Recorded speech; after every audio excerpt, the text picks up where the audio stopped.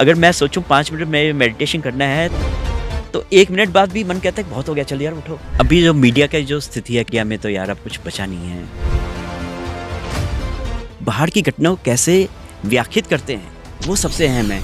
जैसे स्पिरिचुअल गुरु का दिखते हैं तो वो कोई अकेले नहीं चलता, उनके साथ मंडल चलेगी, भक्त जन चलेंगे, वो अकेले नशे की तरह से वो बेड़े चढ़ गए थे वो।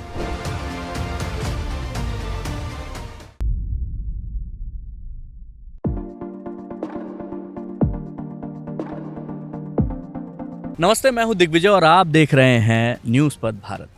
बतरस, जिसमें आपको बातों का रस लेना होता है। और आज जिस शख्सियत से आपकी मुलाकात करवाने जा रहा हूं वो शख्सियत ऐसी है जिन्होंने अपनी ज़िंदगी के 37 साल एक ही संस्थान को दिए। पत्रकारिता का इतना पुराना अनुभव और उनका लिखा हुआ लेख, अगर आप अखबार पढ़ते हैं, ख़ास तौर पर नवभारत टाइम्स आपने पढ़ा होगा, तो आप उनके लेख के मुरीद ना हो, ऐसा हो नहीं सकता, मैं मान नहीं सकता। आज एक ऐसी शख्सियत से मिलवाने जा रहा हूँ जिन्होंने अपनी ज़िंदगी में हज़ारों नहीं, लाखों नहीं, मतलब करोड़ के आसपास शब्दों को तो ज़रूर गढ़ा होगा, मतलब लिखा होगा, उसको आकार दिया होगा। राजेश मित्तल सर हमारे साथ, बहुत बहुत स्वागत है सर, बहुत बहुत स्वागत। नमस्कार, थैंक यू, शुक्रिया आपका। सबसे पहले तो मैं ये जानना चाहता हूँ सर कि आपने इतने सारे शब्दों के बीच में रह के अपनी ज़िंदगी के 35-40 साल शब्दों के बीच में गुजार दिए। इंसान की जो अपनी असली कहानी होती है वो उसके शब्दों में होती है या उसके मौन में?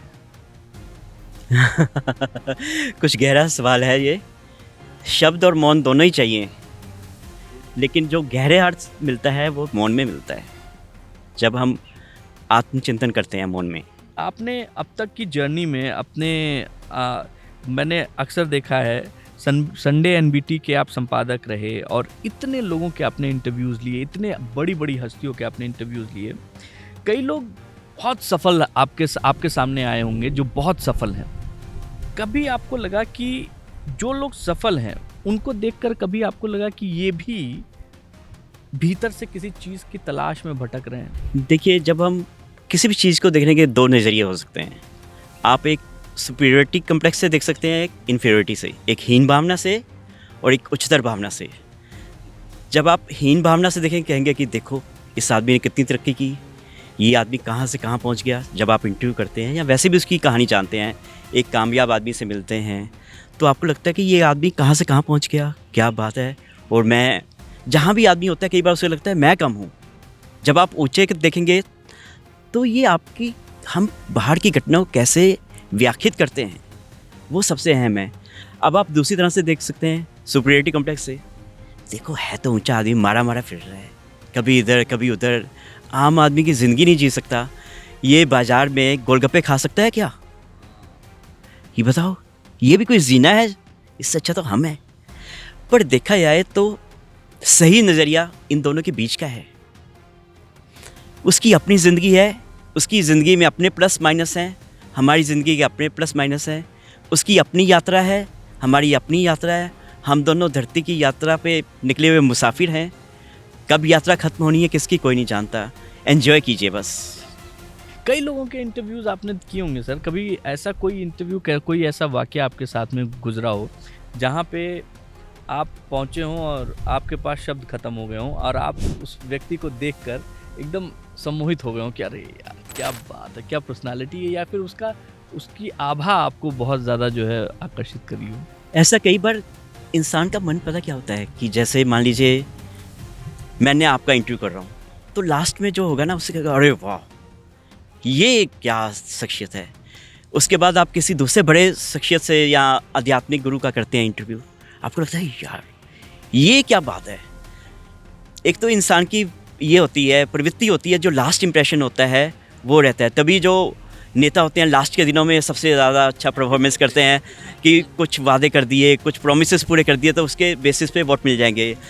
दफ्तरों में क्या होता है, ऑफिस में, कि अप्रेजल के आसपास आप बेटर कर दो तो पुराना भूल जाएगा बॉस। ये भी होता है।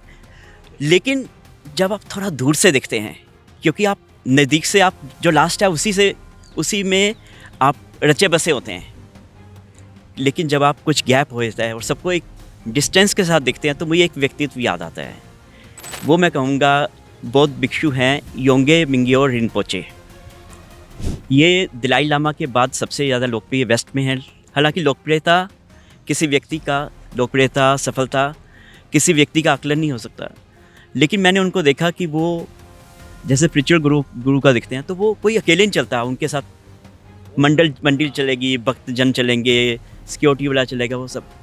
उनका मैंने इंटरव्यू किया गुड़गांव में, वो अकेले, और इतने बड़े गुरु होने के बावजूद इतने बढ़िया। उनका मैंने रिट्रीट अटेंड की थी इंडिया इंटरनेशनल सेंटर में, 3 दिन की थी, और क्या गहन उसमें उन्होंने चीज़ें बताई और जो कि हमें अपने ज़िंदगी में आज भी काम देती हैं। लेकिन उनका डाउन टू अर्थ, उनसे मैंने 2 घंटे लंबा इंटरव्यू किया, कुछ भी पूछा उनका, आप ये मानिए कि मैंने सेक्स के बारे में, मास्टरबेशन के बारे में किसी इतनी सहजता से और कितनी ईमानदारी से उन्होंने जवाब दिए। उनके व्यक्तित्व का ये जो पक्ष है ना, एक सिंप्लिसिटी, एक ईमानदारी, नो फ्रिल्स, नो एटीट्यूड, कि गुरुओं में भी थोड़ा बहुत कहीं ना कहीं झलक जाता है। त्यागी होने का भी एक सूक्ष्म अहंकार होता है।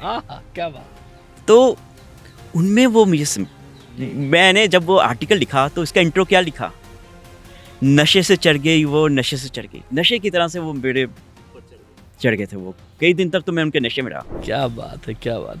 ये चीज़ें एक्चुअली कभी ऐसा होता है सर कि कई बार हम लोग शब्दों में चीज़ों को बांध नहीं पाते, कुछ अनकहा रह जाता है, और वो अनकहा कई बार ऐसे ही लोगों के पास पहुंचने पे हो जाता है। आप उसको शब्द नहीं दे पाते ना, अब उसको सिर्फ महसूस कर सकते हैं आप। जैसे लोग कहते हैं ना कि आप किसी ऐसी जगह पहुंच जाइए जहाँ पे चीज़ों को सिर्फ महसूस कर सकते हैं आप, उनको शब्दों में बांधना थोड़ा कठिन हो जाता है। अपने जैसे अभी के लिए बात करूँ सर, पत्रकारिता में बहुत सारे लोगों को आपसे मिलना होता है। यहाँ बहुत सारे ऐसे बच्चे होंगे जो जर्नलिस्ट बनना चाहते होंगे, बहुत सारी चीज़ें करना चाहते होंगे, भाग दौड़ भरी ज़िंदगी रहती है। उसमें उसके बीच में अपने भीतर का मौन और अपने भीतर का बच्चा, उसको जगाए रखना, उसको और मौन को बचाए रखना बड़ा कठिन कार्य है सर। मैं आध्यात्मिकता की तरफ इसलिए बात करना चाहता हूँ आपसे क्योंकि आपने इतने अच्छे आध्यात्मिक गुरुओं के साथ सानिध्य प्राप्त किया, बहुत सारे लोगों का इंटरव्यू किया, इस वजह से ये सब सवाल आपके पास आ रहे हैं। तो ये जो आध्यात्मिकता में जो अपना मौन बचाया जाए, कैसे अपने अंदर के बच्चे को अपने अंदर रखा जाए, कैसे?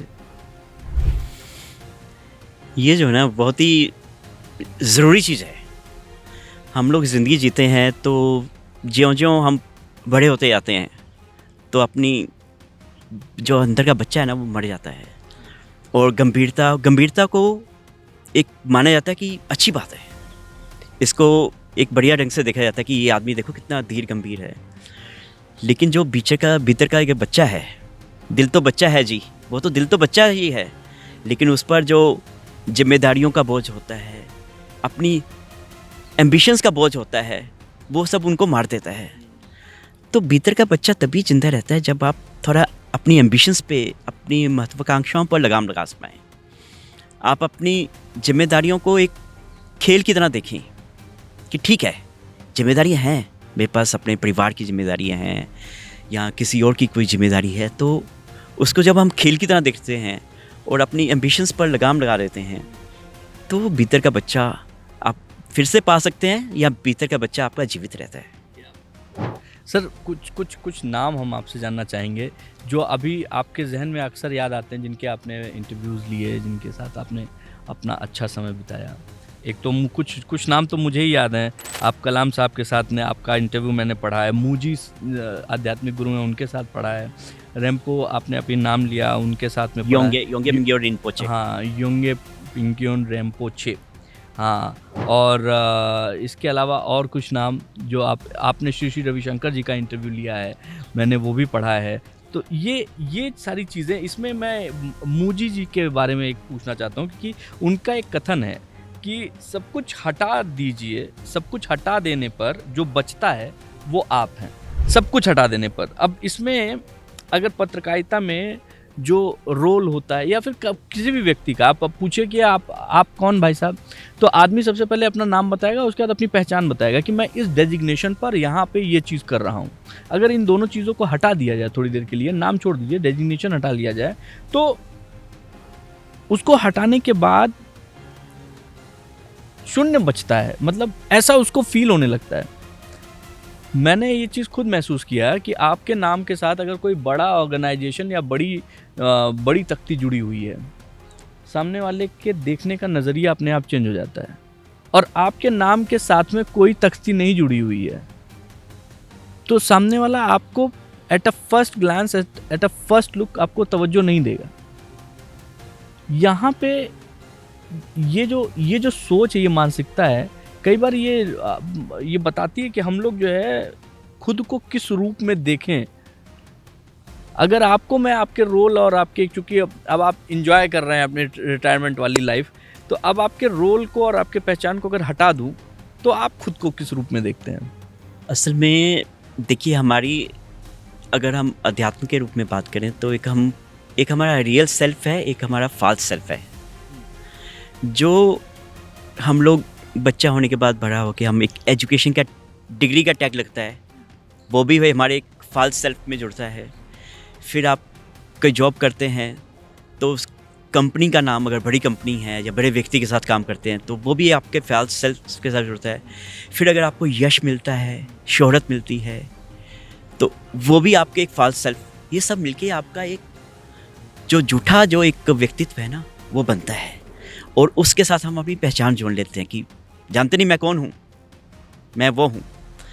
लेकिन ये जो फॉल्स सेल्फ है, अगर हम गहराई से देखते हैं तो वो हमें वो गर्व का कारण बनता है, अभी वो हमें रिस्पेक्ट मिलने का कारण बनता है कि दूसरे आदमी को बताते हैं रिस्पेक्ट है। लेकिन वही उन्हीं दिनों में और जब बाद में दुख का कारण बनता है। कारण ये कि अगर आपका थोड़ा इम्पोर्टेंट पद पे हैं या इम्पोर्टेंट कंपनी में है, आपको कभी कभी कहीं कहीं इंपॉर्टेंस नहीं मिलेगी। आपको कि यार ये तो मेरे साथ गलत हो रहा है, मैं तो इसके लायक हूँ। और कहीं कहीं ऐसा होता है, अनजाने में, जानने में, अनजाने में होता है। तो वो फॉल्स सेल्फ आपको दुख पहचानता है। ये फॉल्स सेल्फ से जितनी हमारी आइडेंटिटी कम हो, मैं नहीं कहता मेरी हो गई है, मेरी भी उसी दिशा में कोशिश है। हम जितना अपने आप को कि हम इस कंपनी से जुड़े हुए हैं, हम इस पद पे हैं, हमारी ये एजुकेशन है, वो व्यक्ति तो मेरे को बहुत अच्छी तरह जानता है, जितना हम इतना इसके साथ मोह होगा, उतना ही वो हमारे दुख का कारण होगा।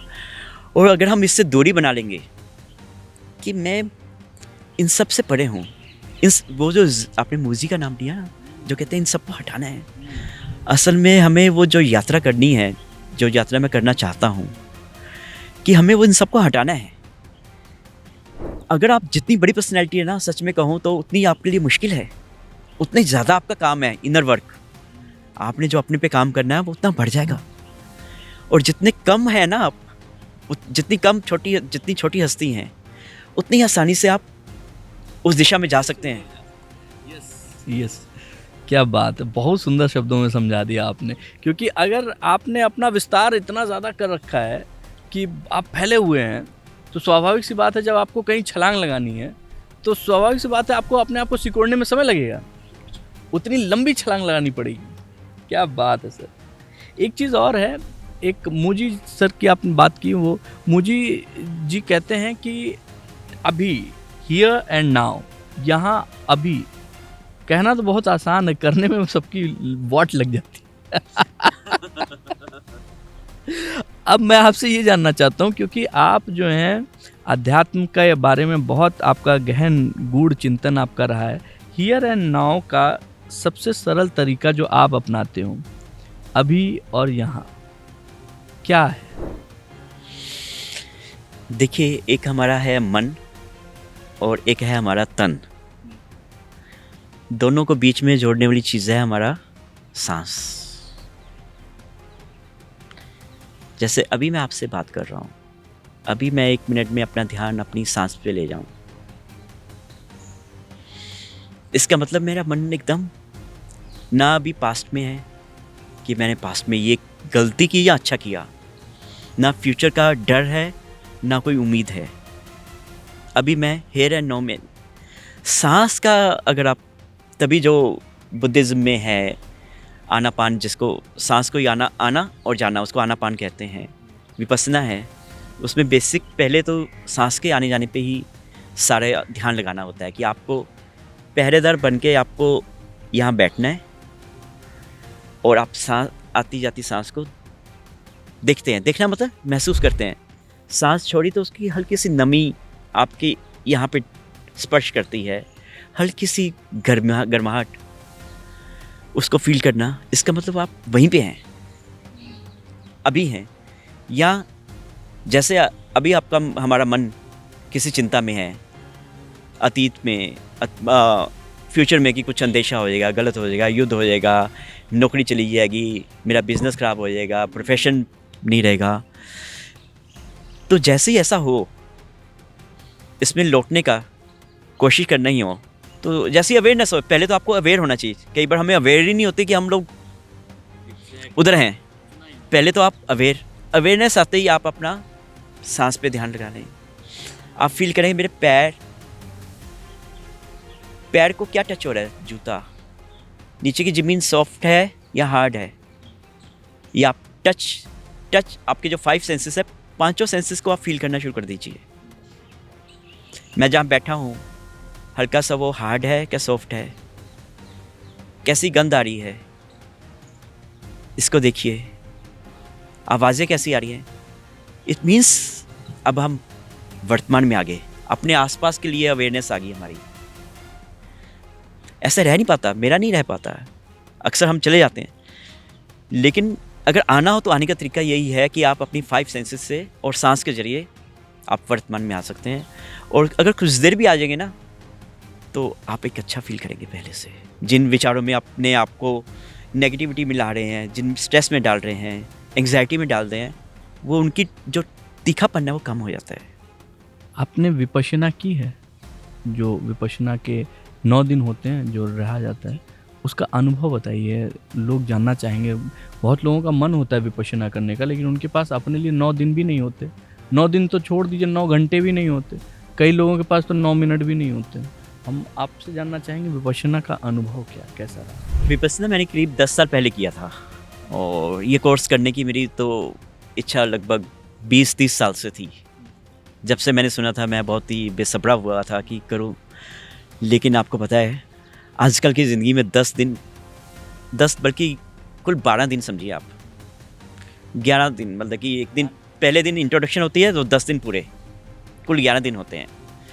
11 दिन निकालना आजकल के टाइम में बहुत मुश्किल होता है। हम लोग कहीं घूमने भी जाते हैं तो 2 दिन, 3 दिन, 4 दिन, तो 10 दिन निकालना, ये चैलेंज। दूसरा चैलेंज, बिना मोबाइल के हम जब हम सो नहीं रहे होते, सोने के अलावा कितना मुश्किल होता है। अब बाथरूम में आदमी मोबाइल बिना नहीं जाता है कि भाई तो म्यूजिक 10 दिन बिना मोबाइल के रहना नेक्स्ट टू इम्पॉसिबल, ये सोच के आदमी को लगता है। फिर हम लोग इतने इनसिक्योरिटी के शिकार है ना, हमें लगता है अरे परिवार में कोई इमरजेंसी होगी तो मैंने देखनी है, वो कैसे होगा? उनके ऊपर कोई समस्या आ जाए, मुसीबत आ जाए, कोई काम रुक जाए, मोबाइल में नहीं, वो मेरे से कांटेक्ट नहीं कर सके तो कैसे होगा? ये सोच के चलो चुप रहने देते हैं। फिर तीसरी समस्या, खाने पीने की। खाना पीना वहाँ पे बड़ा वो होता है, बहुत कम खाना दिया जाता है, क्योंकि खाने का ताल्लुक हमारे मन और विचारों से बहुत है। सादा खाना, कम खाना चित्त शुद्धि के लिए ज़रूरी है। तो फिर वहाँ पे सुबह 4 बजे उठना है, फिर आपको घंटों आपको मेडिटेशन में बैठना है। कैसे बैठेंगे? घुटने दर्द करेंगे। हम तो 5 मिनट, अगर मैं सोचूं 5 मिनट में मेडिटेशन करना है तो 1 मिनट बाद भी मन कहता है बहुत हो गया, चल यार उठो। 2 मिनट भी, मन इतनी तेजी से, आंख बंद करते ही मन ऐसे भागता है जैसे क्या हो। तो घंटों वहाँ मेडिटेशन हॉल में बैठना हो पड़ेगा। तो दिनचर्या क्या होती है सर उसमें? मतलब आपको जाना है, स्टार्टिंग में आपने बताया कि आपके नोजल स्ट्रिप पे ध्यान देना है, सांस पे ध्यान देना है, और सुबह कितने बजे से प्राणायाम, मतलब ये ध्यान में बैठना शुरू होता है? अगर आपकी इजाज़त हो तो मैं पहले चुनौतियों के बारे में बिल्कुल हाँ, चुनौतियों का मैं यही मैं चाहता हूँ कि मेरा ये कहना है कि अभी इस वक्त ढेरों स्पिरिचुअल गुरु हैं। भारत अगर कृषि प्रधान देश है तो गुरु प्रधान देश भी है। यहाँ ढेरों गुरु हैं, अच्छी बात भी है बुरी बात भी है। कुछ एक गुरु वाकई अच्छी तरह अच्छा काम कर रहे हैं, लेकिन ज़्यादातर गुरु, माफ़ कीजिए, धंधा कर रहे हैं। तो आजकल ढेरों स्पिरिचुअल गुरु हैं, ढेरों कोर्सेस हैं। कुछ कोर्सेस पेड कोर्सेस हैं, वो भी अच्छे हैं, कुछ ना कुछ आपको सिखाते हैं, अध्यात्म के मार्ग पे ले जाते हैं। लेकिन अगर मुझे कोई एक मार्ग चुनना हो, मैंने तो ढेरों कोर्स किए हैं, ढेरों गुरुओं से इंटरव्यू भी किया है, उनके आश्रमों में भी रहा हूँ और कोर्सेज किए हैं। तो मैं ये कह सकता हूँ कि अगर आपने कोई एक कोर्स करना हो, अगर आपका अध्यात्म के मार्ग में रुचि हो, अगर आप कुछ अपने अंदर जाने की इच्छा है, एक बेहतर ज़िंदगी, समृद्धि के लेवल पे नहीं, पैसे के लेवल पे नहीं, शोहरत के लेवल पे नहीं, ओहदे के लेवल पे नहीं, आत्मिक समृद्धि के लेवल पाना चाहते हैं, अगर एक कोर्स मुझे बताना हो तो मैं कहूँगा विपस्सना।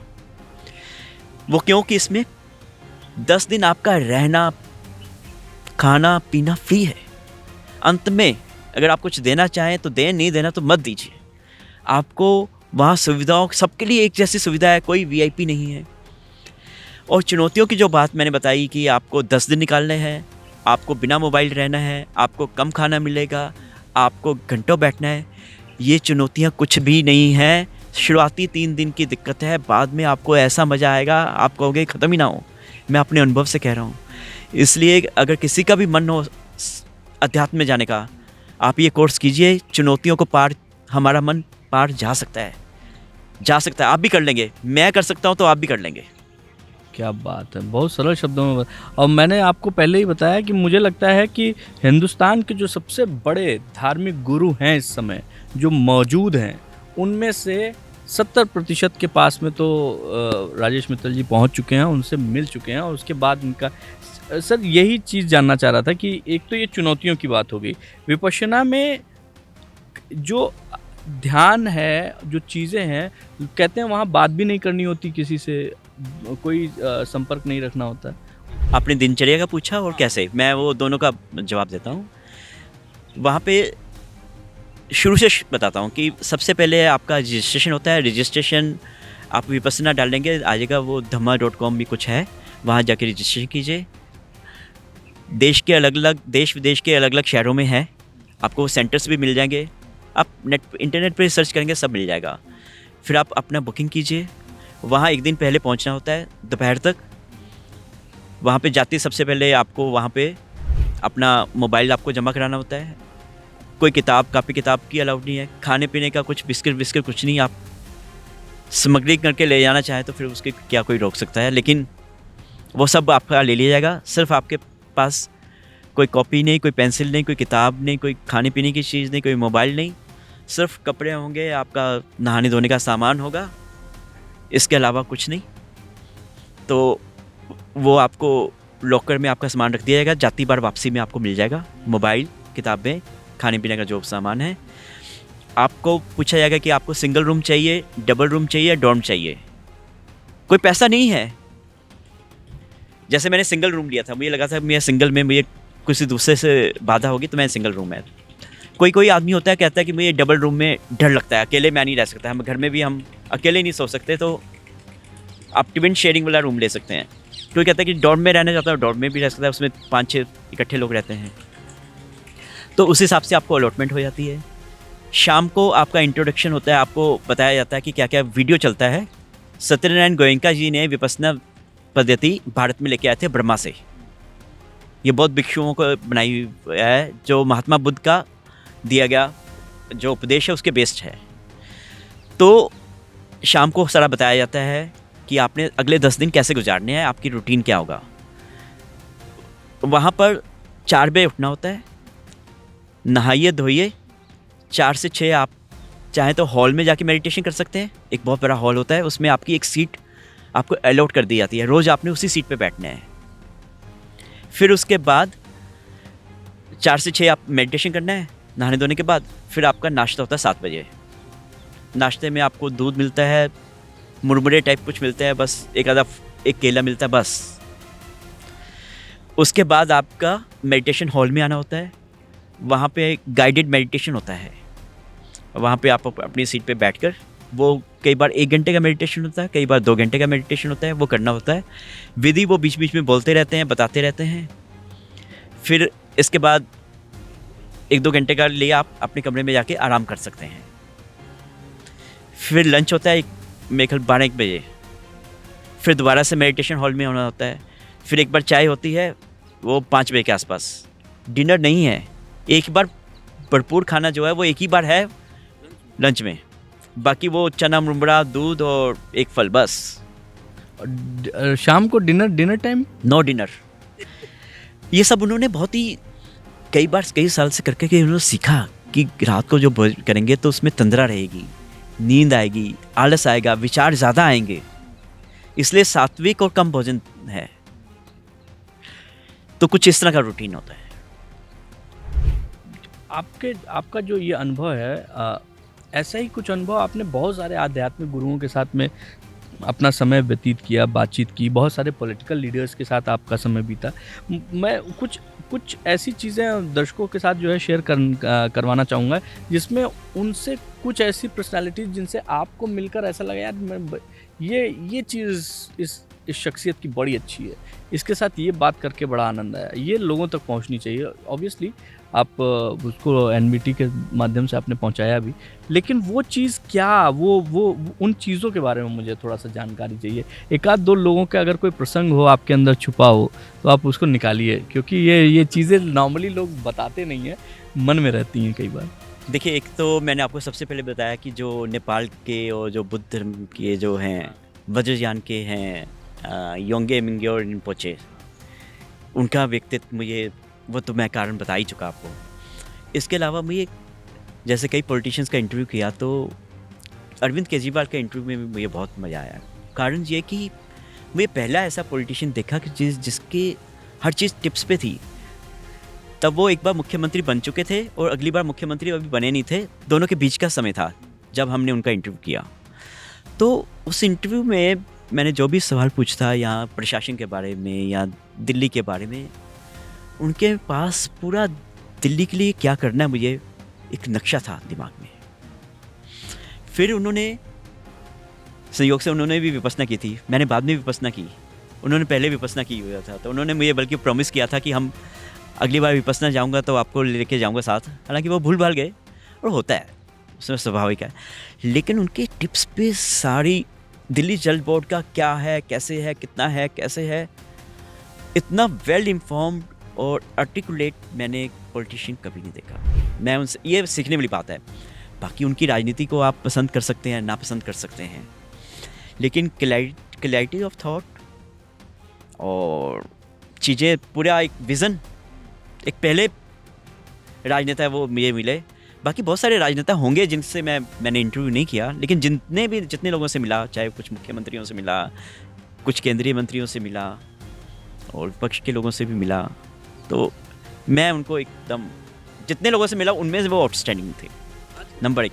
नंबर 2, दूसरा एक मुजी का था। मुजी में वो खासियत ये थी, जैसे मैंने इंटरव्यू उनका लिया तो वो सिर्फ उन्होंने 15 मिनट बड़ी मुश्किल से दिए कि बस 15 मिनट देंगे। जब मैंने इंटरव्यू किया तो वो इंटरव्यू सवाल पे सवाल, उनको भी बहुत आनंद आया। वो 5 घंटे चला। 5 घंटे। और बीच में हम लोग वॉशरूम गए, बीच में ब्रेक में, तो 5 घंटे लंबे इंटरव्यू चला। और इंटरव्यू के बाद उनकी पूरी टीम ने मुझे हक कर लिया कि इतना ऐसा इंटरव्यू कभी हुआ नहीं, और कभी कितने लोगों का इंटरव्यू किया उन्होंने। वो तो इंटरनेशनल स्पिरिचुअल सेंट माने जाते हैं, और वो एक अलग अनुभव था। फिर कलाम साहब का इंटरव्यू एक अलग था कि ये थोड़ा अहंकार की बात नहीं है कि चाहे मैंने जितने स्पिरिचुअल गुरु के इंटरव्यू किए तो हमने बराबरी के लेवल पे किए, कि जैसे आप बैठे हैं ऐसे इस तरह से। तो अच्छा भी लगता है कि इंसान की अपनी गरिमा होती है कि चरणों में क्यों बैठे, है तो आखिर इंसान ही। और स्पिरिचुअलिटी से देखें तो सबके अंदर एक ही है, भगवान है। तो कलाम साहब के यहाँ गए तो उनसे मिले, तो उन्होंने कहा बैठो बैठो। तो वो कुर्सी पे बैठे होते, वो नीचे कारपेट था, उन्होंने कहा और हम बैठ गए। तो पहला एक इंटरव्यू ऐसा था कि जो हमने एक तरह से जैसे शिष्य बन के चरणों में बैठ के किया हो। और कुछ भी वो बोलते, अच्छा बताओ मैंने क्या बोला, दोहराओ। वो इसको जानते थे। जैसे एक टीचर पूछता है कि मैंने जो कहा वही समझा या कुछ और समझा, कम्युनिकेशन जैसे होता है ना, कोई गैप तो नहीं होना चाहिए। अच्छा बताओ मैंने क्या कहा। अच्छा, पहले तो शुरू में उन्होंने 20 मिनट हमारा इंटरव्यू किया, मीडिया के बारे में, क्या है, कैसा है मीडिया, कैसा है, आपका क्या सोच है। 20 मिनट तो पहले उन्होंने इंटरव्यू किया, मतलब कि एकदम अलग ही तरह का इंटरव्यू था। और फिर बाकी उनकी ह्यूमिलिटी तो है, हमें चरणों में बिठाया, इसके बावजूद उनकी ह्यूमिलिटी दिख रही थी और सहजता, वो भी यादगार इंटरव्यू था। बात है। सामाजिक मुद्दों पर आजकल जो है कई धार्मिक संत हैं, बहुत बोलते हैं, बातचीत करते हैं। ख़ास तौर पे सनातन धर्म हो गया, औरतों के पहनावे को लेकर, महिलाओं की सुरक्षा को लेकर, उनके चाल चरित्र पे, बहुत सारी चीज़ों पे बहुत सारे बाबा लोग हैं जो अपने अपने तरीके से बोलते हैं, अपनी चीज़ें रखते हैं। कभी ऐसा कुछ हुआ है कि कहीं आपने कोई सवाल कहीं पे किसी जो है इंटरव्यू में किसी से दागा और सामने वाला कह रहा हो ये हटा देना, ये मत लिखना, ये नहीं चाहिए, ये नहीं देना है? कभी कभी ऐसा होता है कि जैसे कुछ इंटरव्यूज़ में होता है कि शुरू में बहुत अच्छे माहौल में बात चल रही होती है, और इंटरव्यू में मेरा तो ये स्टाइल होता है कि शुरू में थोड़ा सा जो जिस फील्ड में उसमें उसी फील्ड की गहराइयों के बारे में क्वेश्चन पूछा जाए, और आखिर में आते आते मेरा ये होता है कि अगर वो लतिया के भगा भी दे तो कोई बात नहीं। जितना जो सबसे हार्ड सवाल होते हैं ना, तो वो जितने मुश्किल हैं वो आखिर में है, तो अंत में कई बार होता था कि बस बहुत हो गया। तो ऐसे सीन कई बार आ जाता है, या कई बार गुस्से में सवालों से आ जाता है, तो वो इंटरव्यू की सफलता है। तो लेकिन ठीक है, इसमें कोई ऐसी बात नहीं।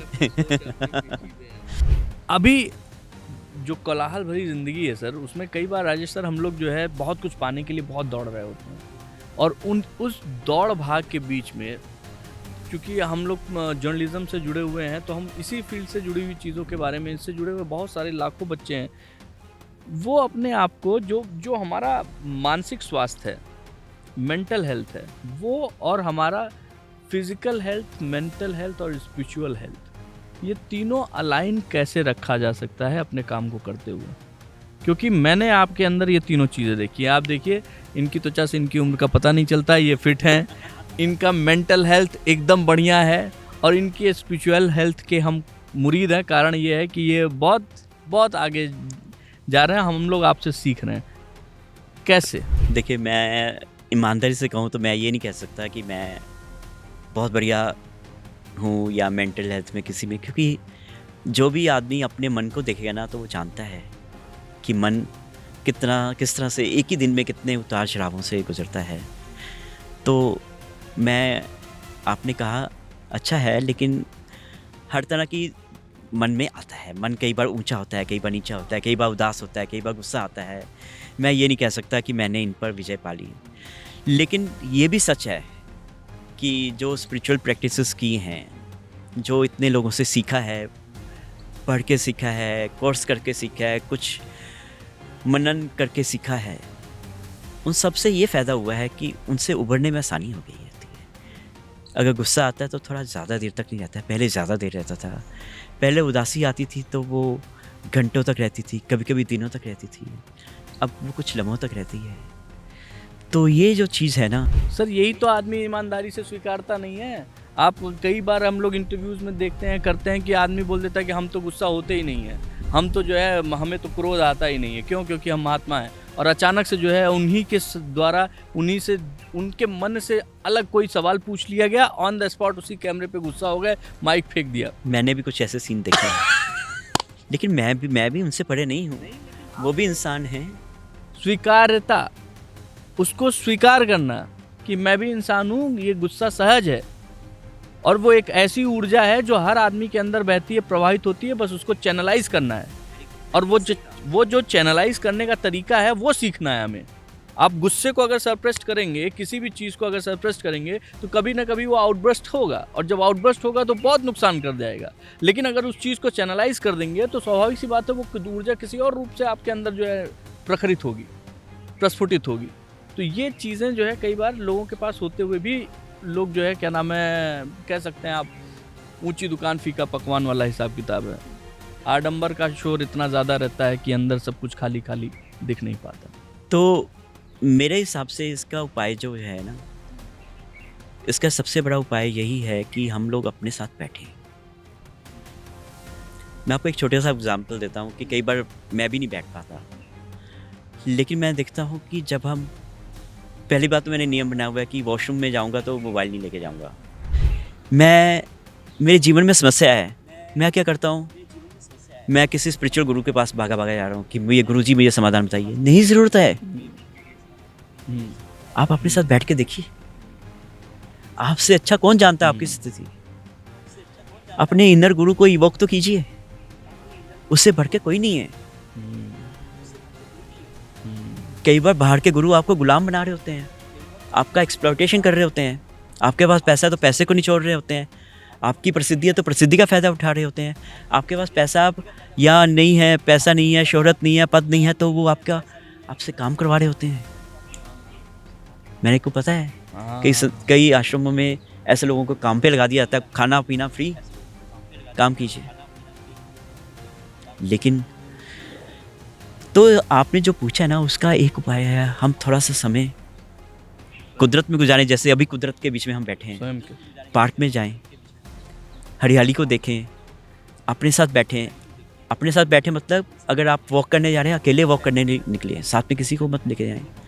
आपको हेडफोन लगा के ऑडियो बुक या गाने सुनने की ज़रूरत नहीं है। आप अंदर का जो है ना, उसको आने दीजिए बाहर। नहीं तो मेडिटेशन में बैठिए। वॉक भी मेडिटेशन बन जाता है अगर आपके साथ कोई नहीं है और आप अकेले हैं, या आप नेचर में ऐसे पेड़ को निहार रहे हैं, वो भी मेडिटेशन है। ओशो को तो ऐसे ही जो है वो ध्यान की उपलब्धि हुई थी। शायद वो जो 7-8 साल की उम्र में थे, जो उनकी बुक थी उसमें हमने पढ़ा था, जीवनी में उनके है कि वो जा रहे थे, अचानक से एक पतली सी पगडंडी के पास से गुजरे, अचानक से आसमान धरती, रामकृष्ण परमहंस जी को ऐसे जो है उनको जो है वो उनके अंदर जो है वो ज्ञान की प्राप्ति ऐसे हुई थी सहज। और ओशो की ज्ञान की प्राप्ति, वो पेड़ से लटके हुए थे, उल्टा लटके हुए थे पेड़ से, और वो उल्टे लटके रहे 2-3 घंटे तक। आने जाने वाले लोग, जो औरतें देखी, वो कहीं कि ये तो लगता है इसको भूत पकड़ लिया है। और उसके परिवार वालों को वहाँ पे, ओशो के परिवार वालों में बुलाया गया कि अरे वो बच्चा लटका पड़ा है। तो बच्चा तो लटका था, लेकिन बच्चा जो है वो उसकी अलग ही ध्यान मुद्रा लग गई थी। प्रकृति मेरा ख्याल है बहुत बड़ा जो है रोल अदा करती है सर हम लोग के जीवन में। दिग्विजय भाई, जो घटनाएं आप बता रहे हैं वो हुई हैं या नहीं हुई मैं नहीं जानता, लेकिन मेरा बस इतना कहना है कि उन चक्करों में भी नहीं पड़ना चाहिए। कारण ये है कि जब हम अनुभूतियों के चक्कर में पड़ जाते हैं, या ओशो के साथ ऐसा हुआ, कथित रूप से हुआ या नहीं हुआ, या फलां संत जी ने बताया कि हमारे साथ ऐसा हुआ भी हो सकता है, मैं ऐसा नहीं कह रहा, और नहीं भी हो सकता है, ये भी संभावना है। हमें इन सब के चक्कर में नहीं पड़ना चाहिए कि कुछ आत्म साक्षात्कार या वो कुछ हुआ। मेरा तो बस सीधा ये कहना है कि अगर हम कुछ देर हम अपने साथ बैठते हैं, अपने बारे में विचार करते हैं, हम किस दिशा में जा रहे हैं, हम जो भाग रहे हैं वो क्यों भाग रहे हैं, हम हासिल क्या करना चाहते हैं, हमारी दिशा सही है कि नहीं है। क्योंकि अभी हमारे दिमाग को हैक किया जा रहा है पॉलिटिशियंस के द्वारा। हमारे दिमाग को हैक करते हैं बिजनेस अपने मुनाफे के लिए, हमारे दिमाग को हैक करते हैं रिलीजियस स्पिरिचुअल गुरु अपने फ़ायदे के लिए, हमारे दिमाग को हैक करते हैं मीडिया और सोशल मीडिया के लोग अटेंशन और आई बॉल्स के लिए। उन सब का मकसद हमें यूज़ करना है, और हमारा काम होना चाहिए हम उनके द्वारा यूज़ ना होने दें अपने आप को। और वो तभी हो सकता है हम अपने साथ बैठे हैं, वरना हम तो भेड़ चाल के शिकार होने वाले हैं, हो जाते हैं, मैं भी हो जाता हूँ। तो अभी तो सर इन्जॉय हो रहा है। अभी तो आपने एक लंबी यात्रा पूरी करके एक अल्प विराम लिया, कॉमा लगा के। अब आगे का क्या प्लानिंग है, आगे क्या चीज़ें चल रही हैं दिमाग में? देखिए, इंसान का जो मैंने आपको बताया ना, एक फॉल्स पर्सनैलिटी बन जाती है। जैसे एक अखबार में काम करके, एक सही पद, सही अखबार, सही उसमें बरसों काम करके, तो वो फॉल्स पर्सनैलिटी जो है ना, वो बहुत मुझे उकसाती है कि मैं मीडिया में एक्टिव रहूं, मैं अपना पॉडकास्ट शुरू कर दूं, अपनी वेबसाइट शुरू कर दूं, अपना कुछ कर दूं, ताकि लोगों को एक तो ये बहुत बड़ी बीमारी है कि आपको करते हुए दिखना चाहिए कुछ। ये काम भी एक बीमारी है। जबकि खाली बैठना बहुत बड़ी नेमत है। हालांकि खाली समय का अगर उपयोग नहीं आता तो डिप्रेशन में जा सकता है। तभी लोग कहते हैं कि जैसे मेरे जो बहुत शुभचिंतक हैं वो कहते हैं खाली मत बैठो, कोई काम पकड़ो, किसी यूनिवर्सिटी में पढ़ाने लग जाओ, जर्नलिज्म पढ़ाने लग जाओ, अपना पॉडकास्ट शुरू कर दो, अपनी रील्स बनाओ। लेकिन अगर आपको खाली समय बिताना आता ना, इससे बढ़िया कोई चीज़ नहीं है।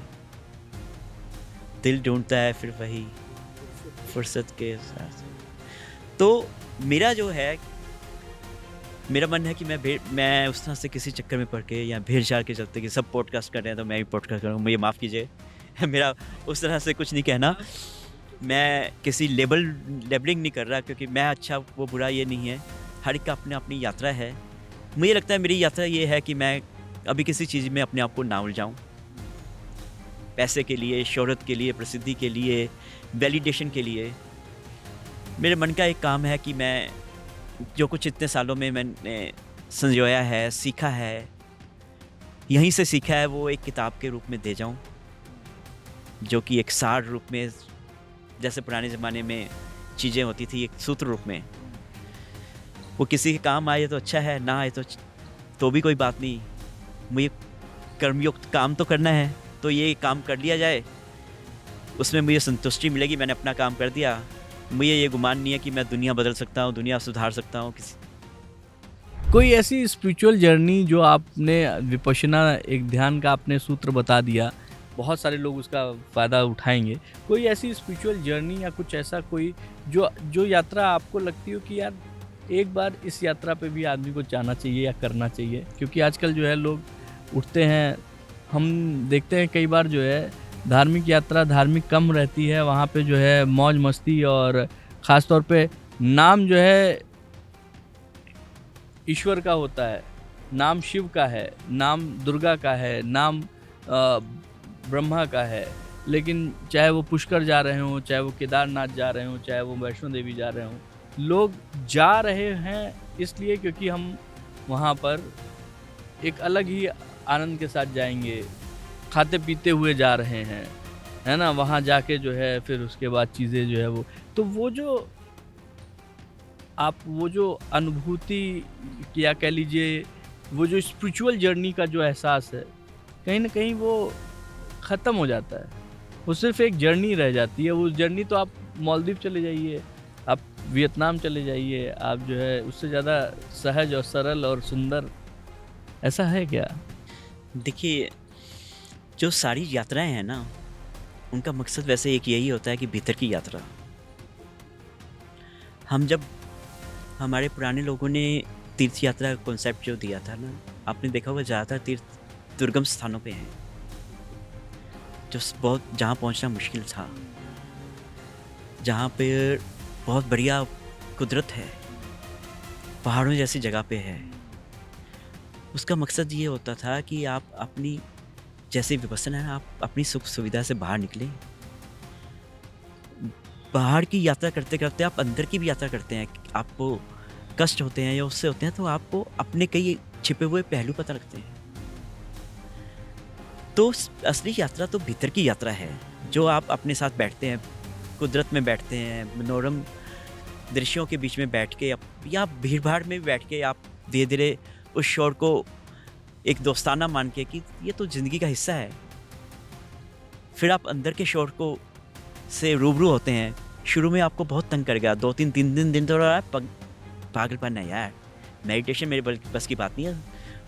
वो लोग कर लेते हैं, हमारे बस की बात नहीं है, ये हमसे नहीं होगा। मेरा दिमाग तो बहुत भागता है, सबका भागता है, सबका दिमाग बहुत तेज़ भागता है, सबके दिमाग में बुरे से बुरे विचार आते हैं। मेरे मन में भी बहुत बुरे बुरे विचार आते हैं, जो मैं आपको बता दूंगा, आप कहेंगे ये तो आदमी बुरा आदमी है।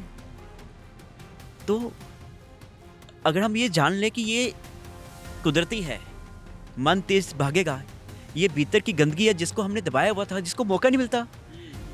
जरा सा टाइम मिलता है हम मोबाइल में लग जाते हैं, जरा सा टाइम मिलता है तो हम टीवी देखने लगते हैं, जरा सा टाइम मिलता है तो हम लैपटॉप खोल के बैठ जाते हैं, जरा सा टाइम मिलता है तो हम फ़ोन पे गप मारने लग जाते हैं। जो अंदर की जो रील है ना, उसको एक आउटलेट चाहिए। वो नहीं मिलेगा तो वो डिप्रेशन और दूसरी तरह से बाहर आता है। जब हम अपने साथ बैठते हैं तो अंदर की गंदगी बाहर आना चाहती है। आपका किसी के बारे में भी जो भी नेगेटिविटी है, पॉजिटिविटी, वो बाहर आती है, आने दी, कोई बात नहीं, कुछ दिन परेशान होने की ज़रूरत नहीं, मेडिटेशन नहीं लगेगा, ऐसा लगेगा टाइम वेस्ट कर रहे हैं हम, कुछ नहीं होगा, नहीं होता है कुछ। लेकिन कंसिस्टेंटली रोज़ आप 5 मिनट 10 मिनट रोज़ टाइम दे के आप बैठें, आपको 10 दिन में 15 दिन में 20 दिन में पता लगेगा कुछ ना कुछ फ़ायदा होता है। फ़ायदा क्या होता है? धीरे धीरे वो गंदगी बैठ जाती है। जैसे आप किसी लेक में आप डंडी से हिलाते हैं तो गंदगी गंदगी गंदगी दिखती है, थोड़ी देर के बाद वो बैठ जाती है, साफ पानी आ जाएगा, फिर मन धीरे धीरे शांत होने लगेगा, फिर धीरे धीरे आप में एक ऑब्जर्वेशन पावर आएगी कि आप देखेंगे, हम देखेंगे कि मेडिटेशन के अलावा भी मैं किसी को, मेरे मन में गुस्सा आ रहा है तो मेरे को लगेगा अरे गुस्से में हूँ, और जैसे ही मैं गुस्से की अवेयरनेस आती है, जागरूकता आती है, गुस्सा यहाँ से यहाँ होता है। ये जादू होता है, वो जब जादू होने लगेगा तो मज़ा आने लगेगा। क्या बात है सर। जो लोग ख़ास तौर पे जर्नलिज्म में, चूँकि आप इस फील्ड के पुराने चावल हैं, जो लोग यहाँ पे आ रहे हैं, पकना चाह रहे हैं, सीखना चाह रहे हैं, करना चाह रहे हैं, हर आदमी विजिबल होना चाह रहा है, सबको एंकर बनना है, सबको जर्नलिस्ट बनना है, सबको रिपोर्टर बनना है। नॉर्मली तो यही है, पेपर वाला हिसाब किताब लोगों के अंदर ख़त्म हो गया है, ख़त्म हो रहा है। कभी भी मैं क्लासेस लेने जाता हूँ तो बच्चों से पूछता हूँ कितने लोग जो है टीवी में काम करना चाहते हैं, 90% 92% हाथ, कितने लोग प्रिंट में जाना चाहते हैं, 2-3 हाथ खड़े होंगे, वो भी इसलिए क्योंकि प्रिंट में जो है हम थोड़ा सीखेंगे फिर हम वहीं पर पहुँचेंगे। ठीक है, आपका क्या से है, क्या होमवर्क करके आना चाहिए? जो नई पीढ़ी आ रही है, नए स्टूडेंट आ रहे हैं, नए जर्नलिस्ट आ रहे हैं, उनका होमवर्क क्या होना चाहिए और किस तरीके से वो अपने आप को, अपनी प्रतिभा को और अपने करियर को निखार सकते हैं? देखिए, अभी जो मीडिया की जो स्थिति है, कई लोग कहते हैं कि मीडिया में तो यार अब कुछ बचा नहीं है, आप नौकरियां ज़्यादा नहीं हैं, और अब AI आ गया, अब तो बहुत सारा काम, इवन वीडियो बनाने का, स्क्रिप्ट लिखने का सारा काम कर रहा है, इवन जो टैग्स लगाने होते हैं, SEO वाला काम भी वो कर देता है AI। तो आगे गुंजाइश कम है, तो ऐसे फील्ड में मत जाओ। या मेरे से कोई भी पूछता है कि किस फील्ड में ज़्यादा स्कोप है, किस में जाना चाहिए, क्योंकि मैंने कैरियर काउंसलर से भी बहुत बातें की हुई हैं और अलग अलग कैरियर्स पर पेजेस भी निकाले हुए हैं, स्मार्ट जॉब्स से लेकर एजुकेशन टाइम्स से लेकर वो सब। तो मेरा हमेशा ये कहना है कि स्कोप मत देखिए। स्कोप देख रहे हैं मतलब फैशन, आप किस जर्नलिज्म हो या किसी भी में, आप फैशन से आ रहे हैं या पैशन से आ रहे हैं। फैशन, अभी आप कहिए कि मैं जर्नलिज्म स्कूल्स में जाता हूँ तो लोग हाथ उठाते हैं, 90% लोग, वो क्यों आना चाहते हैं? फैशन से आना चाहते हैं। वो देखते हैं दिग्विजय बाबू कितने सुंदर लगते हैं, वो कितने प्रभावी हैं, या लल्लन टॉप के सौरभ द्विवेदी ने कैसा बकाल जमा दिया, तो उनको लगता है कि हमें भी ऐसा करना है, तो वो फैशन है। आप फैशन में आ रहे हैं तो आप चल नहीं पाएंगे, ईमानदारी से बता रहा हूँ। किसी भी प्रोफेशन में आप, अगर आप फैशन में आ रहे हैं, AI में स्कोप है तो चलो AI करा देते हैं, पेरेंट्स सोचते हैं, गलत करते हैं। IT में पीछे सब लोगों ने IT में कराया है, IT में कराते हैं क्योंकि IT में स्कोप है। आप ये देखें, अगर आप खुद या अपने बच्चों के लिए देखें ना कि उस पैशन क्या है, नेचुरल टेंडेंसी क्या है, इंटरेस्ट क्या है, किस में मज़ा आता है। जिसमें मज़ा आता है ना वो करेगा, तो वो सज़ा नहीं बनेगी, वो किसी भी फील्ड में फ्लरिश कर जाएगा। बहुत अच्छी बात बताई राजेश सर। आप फैशन न देखिए, पैशन देखिए। हो सकता है आपका पैशन किसी पुरानी ढलती हुई इमारत को बचाने में हो सकता है आपको उस इमारत को सही करने का जो आनंद आता हो वो आपको कैमरे के सामने ना आता हो। लेकिन अगर आप फैशन के चक्कर में कैमरे के सामने आ गए तो यकीन मानिए आपके अंदर का एक वो जो पैशन लेकर बैठा हुआ है वो जीवन भर आपको परेशान करता रहे। मैं ऐसे बिल्कुल सही कह रहे हैं। आपको एक एग्जांपल बताता हूँ। जब मैं 11th-12th में था तो मैं CA बनना चाह रहा था। क्यों बनना चाह रहा था? फैशन था। मैंने देखा कि आसपास के लोग CA बन रहे हैं और हमारी मौसी के लड़के हैं, उनके वो जो हैं वो CA किए हैं, उनका हमारी पूरी रिश्तेदारी में बौकाल है, तो मुझे लगा कि मेरा भी बौकाल होगा, तो मैं भी CA बनना चाहता हूँ। तो मैंने कॉमर्स ले लिया। और लेकिन अगर आप फैशन में आते हैं ना तो कुदरत आपको रास्ता दिखाती है कि आपने गलत चुना। मेरे अकाउंटेंसी में अच्छे नंबर नहीं आए, मैं कॉमर्स में होके भी मेरे 56% आए 12th में, क्योंकि मैंने फैशन में किया। फिर मेरे कुदरत ने अपने आप मुझे ठोकर दी कि फैशन में है भैया, तू इस लायक नहीं है। मेरे को उस तरफ धक्का दिया जहाँ मेरे को जाना चाहिए था। तो मेरा बुक्स में और उसमें बहुत इंटरेस्ट था, तो मैंने बुक पब्लिशिंग कोर्स किया।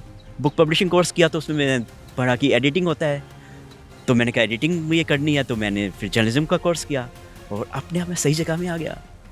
आप ये देखिए, बात प्रकृति रास्ता देती है आपको, दिखाती है आपको जो है वो निश्चित रूप से बताएगी कि आपको किधर जो है जाना है, बस केवल उसके इशारों को पहचानना होगा। कभी कभी ऐसा होगा, कई बार नहीं भी होगा, तो आप अपने पैशन को देखिए। पैशन आप इशारा कर रहा है कि आप उस तरफ जाओगे। कई बार हम उसको मिस कर देते हैं, या पेरेंट्स मिस कर देते हैं कि नहीं साइंस करो। साइंस वाले लोग साइंटिस्ट बनते हैं, डॉक्टर बनो, इंजीनियर बनो, IAS ऑफिसर बनो, चलो ह्यूमैनिटीज़ में अगर जाना है तो। नहीं, आपको बच्चे को ध्यान से ऑब्जर्व करना होगा, उसको मज़ा किन चीज़ें में है, उस मज़े में से कोई एक चीज़ जो जिसका प्रोफेशन बनने का वो हो, उस दिशा में जाएगा तो कमाल करेगा। वो औसत नहीं होगा, वो हज़ारों में एक होगा। जो लोगों ने अपनी फील्ड में कमाल किया ना, वो लोग हैं जिन्होंने पैशन में गए, पैशन को पकड़ लिया। पैशन ही कई लोगों को ज़मीन से उठा के आसमान तक पहुंचाया। वो ताकत, क्यों मज़ा ले रहा ना। मैं अगर ऑफिस में अपने यहाँ नवभारत टाइम्स में जब काम करता था, तो मैं 10 बजे का अलार्म लगा करता था, 10:20 के कोई ट्रांसपोर्ट मिलती थी, मेरे को ध्यान ही नहीं रहता था। मेरे को मज़ा आ रहा है कि मुझे 10:20 पे जाना है, नीचे कैब मिलनी है, तो अलार्म लगाया हुआ है। तो ये क्या जॉब थी, मैं तो मज़े कर रहा था। सर, तहे दिल से मैं आपका शुक्रिया अदा करना चाहूँगा। बहुत लंबा समय दिया आपने और बहुत अच्छी बातें हुई। और मैं चाहूँगा कि आप लोगों के अगर कोई सवाल हों तो आप हमें कमेंट बॉक्स में डाल सकते हैं। हम लोग अगले पॉडकास्ट में राजेश मित्तल सर से उन सारे सवालों पर चर्चा करेंगे। आज आध्यात्मिकता पे हम लोगों ने काफ़ी चर्चा की, हमने पत्रकारिता पे चर्चा की। अगली बार जब हम लोग बैठेंगे तो किसी नए विषय पर चर्चा करेंगे, आपकी उस किताब पर चर्चा करेंगे। बातचीत करने के लिए बहुत बहुत शुक्रिया। बहुत बहुत शुक्रिया, आपने बहुत अच्छे सवाल पूछे। Thank you so much sir, thank you.